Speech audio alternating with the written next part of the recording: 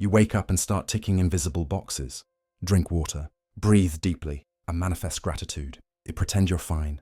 Be high vibe. That's how most people live now.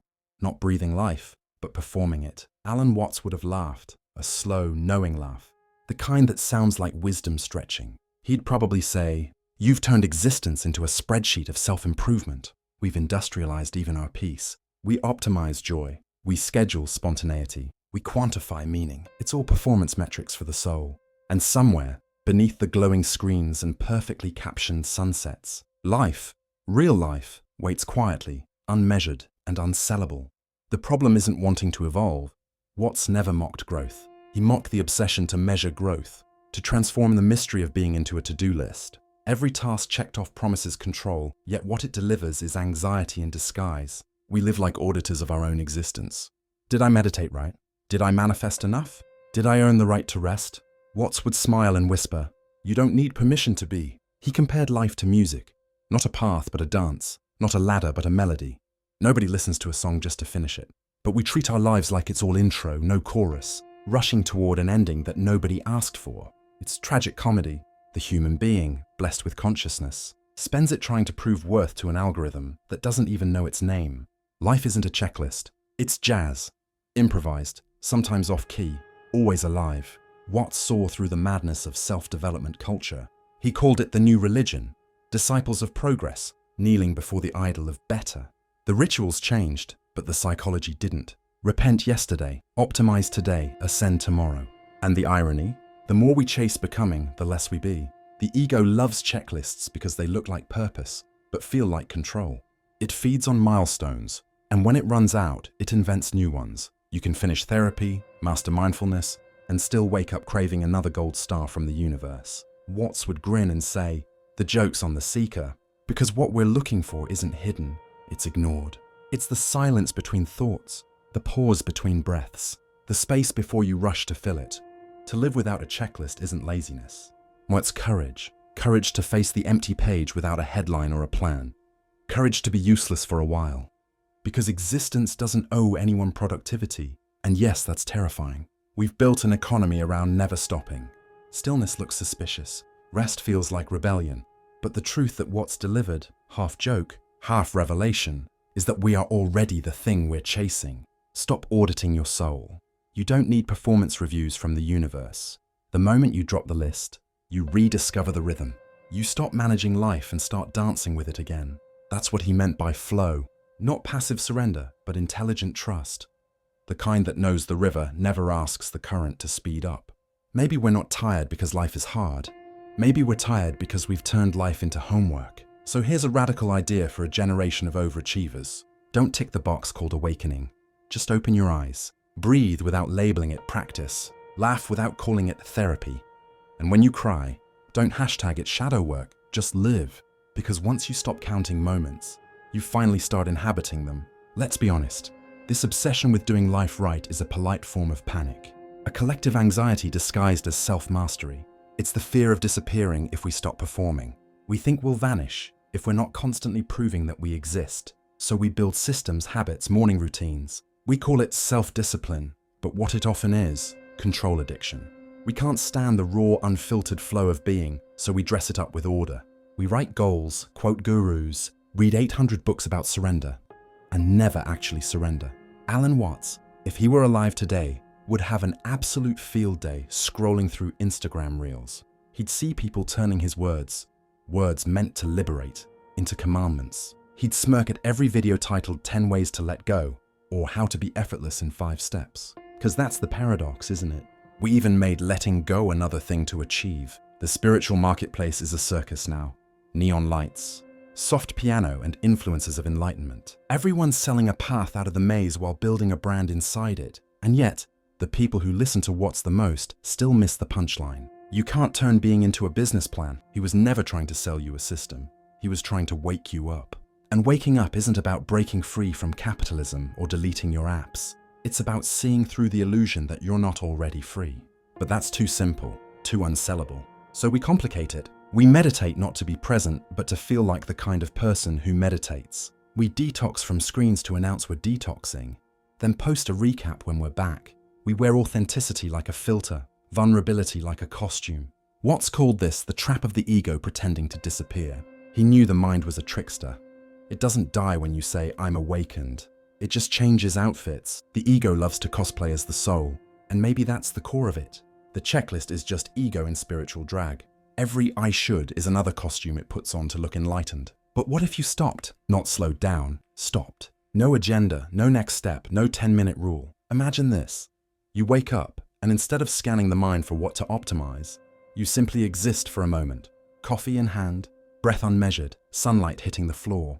No gratitude journal, no morning manifestation ritual. Just here. Would you know what to do with that kind of quiet? Would you even trust it? Because we've been taught that meaning hides behind effort. That value must be earned. That the universe only loves you if you're improving. But Watts flipped that upside down. He said, "You're not separate from the universe. You are it, looking at itself. And the point of life isn't to climb to God. It's to realize you were never not divine." That truth ruins the checklist industry. There's nothing left to sell to someone who remembers they're already whole. And that's why his words still sting. Because they burn the illusion we're addicted to. We don't really want freedom. We want comfort. We want enlightenment without the death of control. We want flow without surrender. We want God without silence. Watts never romanticized awakening. He laughed at it. He said enlightenment was like realizing you were never in the cage you've been trying to escape, and suddenly the walls disappear. But so does the identity that needed them. That's the part people skip when they quote him online. They take the poetry but leave out the paradox. Because real freedom isn't glamorous. It's often empty, vast, humbling, like standing naked in front of existence. No costume left to hide behind. That's the real reason we cling to our checklists. They give us shape. They give us a storyline. Without them, we don't know who we are. But Watts would argue, that's exactly where life begins. Not when you define yourself, but when you stop defending the definition. When you stop asking, "Am I enough?" and start realizing there was never a scale to begin with. He once said, "The meaning of life is just to be alive, not to be better, not to be trending, not to be remembered, just to be right now." That's the secret all thinkers eventually laugh about.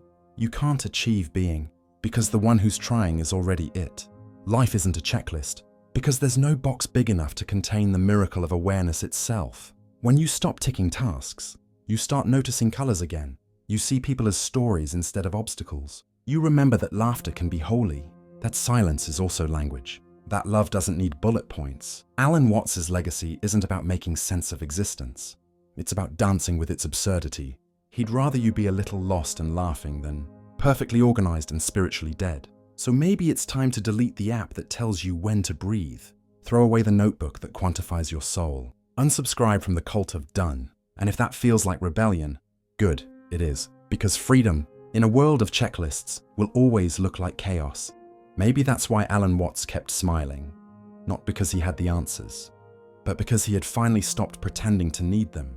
He saw through the joke long before we started filming it. He understood that the tragedy of modern life is that we treat being human like a business pitch to existence. Here's my progress. Here's my proof I deserve to stay. We think the universe wants our productivity report, when all it ever wanted was our presence. That's the paradox that no amount of life hacks can fix. You can't optimize your way into wholeness. You can only relax into it. Watts once said that we suffer because we confuse ourselves with the idea of ourselves. We don't live, we narrate. We curate moments instead of feeling them. We build identities as if they were portfolios, stacking achievements like bricks to make sure no one sees how scared we are to just be. The checklist mind is terrified of the void, of silence, of unmeasured time. That's why every second must be labeled productive, mindful, healing, or wasted. But life doesn't care for your labels. It's not a spreadsheet. It's a wave. You either ride it or you resist it. Watts said the river of life carries you whether you like it or not. The trick isn't to control the flow. It's to trust that you belong in it, to see that the same force that moves galaxies also moves your lungs. The same intelligence that grows trees also grows your thoughts. When you realize that, checklists start to look small. You laugh at them, lovingly, like an old superstition. You still brush your teeth, answer emails, pay bills. But the difference is, you stop mistaking those things for living. You start tasting time instead of measuring it. You start breathing without effort, loving without plan, existing without explanation. That's what Watts called play. Not the childish kind, but the cosmic kind. The play of consciousness exploring itself through your eyes. When he said life is not a journey, he wasn't being poetic. He was freeing you from the trap of destination, because if you live like you're always going somewhere, you'll miss the fact that you've already arrived. Every morning, you wake up at the finish line. You just forget to celebrate. The culture of checklists has taught us to chase instead of notice, to perform presence instead of living it. We wear balance like a badge, but balance isn't found in control. It's found in surrender. Imagine if you could see your life the way Watts did. As music, no final chord, just movement. As dance, no destination, just rhythm. As ocean, no shore, just the infinite pulse of now. You'd stop judging your steps and start listening to the beat. You'd realize you're not behind. You never were. Because what you call delay was life's choreography all along. Watts believed that once you stop fighting time, you start existing in eternity, not the religious kind, but the psychological one, the eternal present. Right here, right now, nothing is missing. The air, the heartbeat, the hum of the world. It's all complete, and yet we keep trying to improve the masterpiece. We keep repainting a sky that's already beautiful, editing a song that's already perfect in its silence. That's the cosmic humor Watts wanted us to see, that we're chasing what's been here all along. And once you really see that, you don't need mantras or milestones. You just laugh, not the polite kind, the deep belly kind that makes you cry, because suddenly you get it, the cosmic joke, the sweet, tender ridiculousness of trying so hard to be something in a universe that's already everything. And from that laughter, a new kind of stillness is born. Not forced peace, not Zen aesthetic, but an authentic calm that grows out of understanding. It's the calm of knowing there's nowhere else to go. It's the peace of realizing there's nothing left to prove. That's where real freedom lives. Not in goals or growth charts, but in that strange, warm space where you finally forgive yourself for being human. So maybe the next time you wake up, don't reach for your checklist.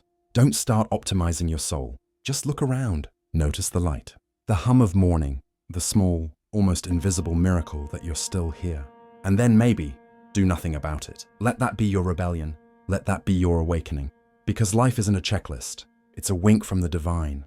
A punchline whispered through your heartbeat. A dance that's been waiting for you to stop counting steps and start feeling the floor again. So stop auditing your existence. You don't need another how to live course. You're already doing it. You've always been doing it. Now, just be it.